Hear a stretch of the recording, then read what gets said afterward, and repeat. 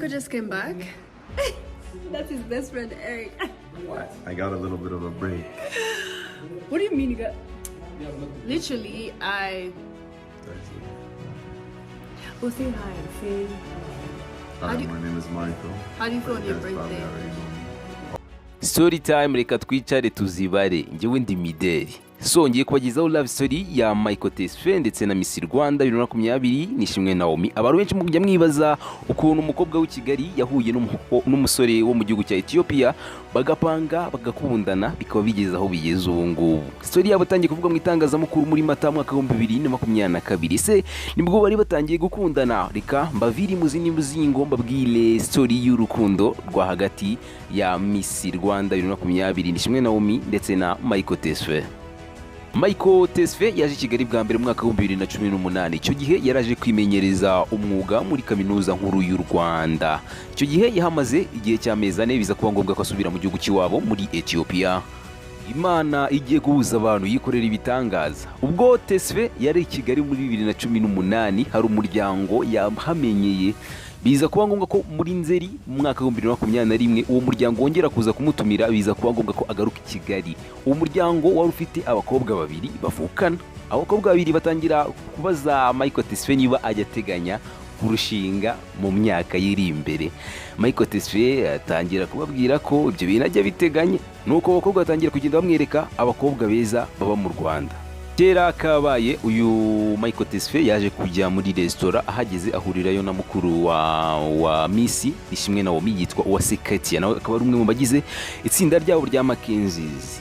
Agezeyo inshuti bari kumwe zaramweretse zamubwira turiye rero ni umuvandimwe wa Miss Rwanda kandi Miss Rwanda afite imishinga ifite ahantu ihuriye n'ibikorwa nawe urimo urakora. Michael Tesfay wari usanzwe uzi uyu Uwasekatiya kuko babana babiri bavindimwe ubwo bamwerekaga abakobwa beza bageze kuri Mackenzies kandi uyu Uwasekatiya ni umwe mu bari bagize itsinda rya Mackenzies akaba n'umuvandimwe wa Nishimwe Naomie.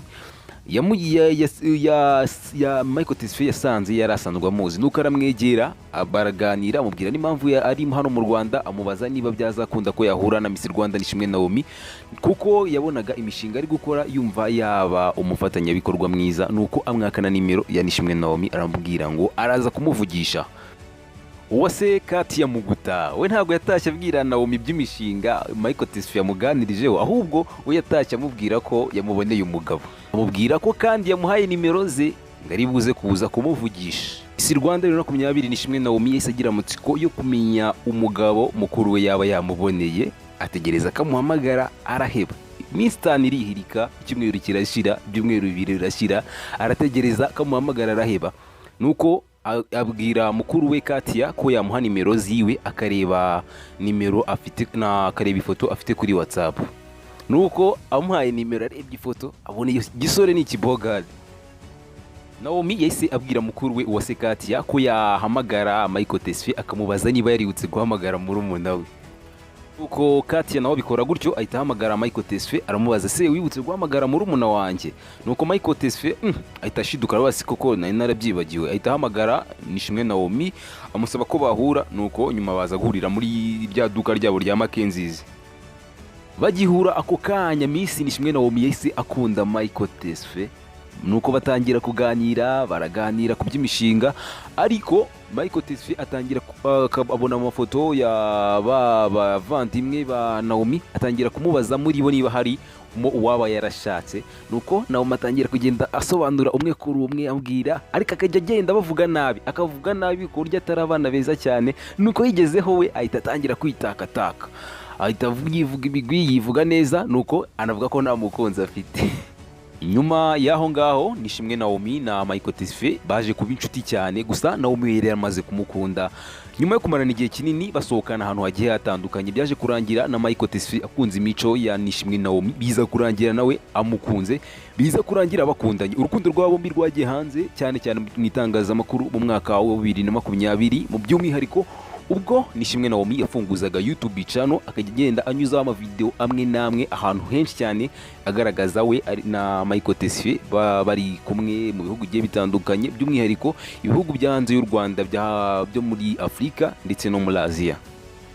mu mwaka wa 2023 ubwo hari ku munsi w'amavuko wa Nishimwe Naomie, Michael Tesfay yagaragaje ko ashaka kuba yaza, usibye kuba bakundana we na Naomie, ahubwo yifuza ko yazana mubera umugore. Mu butumwa yacishije ku foto ya postinze ku rukuta rwe rwa Instagram, yaherekesheje ubutumwa bugira buti isabukuru nziza ku mugore udasanzwe mu buzima bwanjye, mu by'ukuri ukwiye ibyiza byinshi mu gihe cyose tuzaba turi kumwe, ndagukunda. Naomie na wese ajya hatangirwa ibitekerezo nuko garagaza ko yishimiye cyane uyu musore kandi anamubwira ko azamukunda byiteka ryose. Mu ijoro ryo kuyambere z'ukwa mbere uyu mwaka nibwo Michael Tesfay yafashe umwanzuro wo kwambika impeta uyu nguyu Miss Rwanda 2020 Nishimwe Naomie. Mu gihe ku itariki 29 z'ukwezi kwa 9 uyu mwaka aribwo Nishimwe Naomie yakorewe ibirori byo kusezera ku rungano byabereye mu gace ka Marina i Dubai. Biteganyijwe ko kandi itariki 29 uku kwezi aribwo ubukwe bw'aba bombi Michael Tesfay ndetse na Miss Rwanda 2020 Nishimwe Naomie buzaba. Dore ibyo wamenya kuri uyu musore ugiye kurongora Miss Rwanda 2020. Ni umusore ufite masters mu bijyanye n'ubuvuzi. Yize muri kaminuza Edinburgh mu Bwongereza, gusa kuri iki gihe akaba aba mu Rwanda.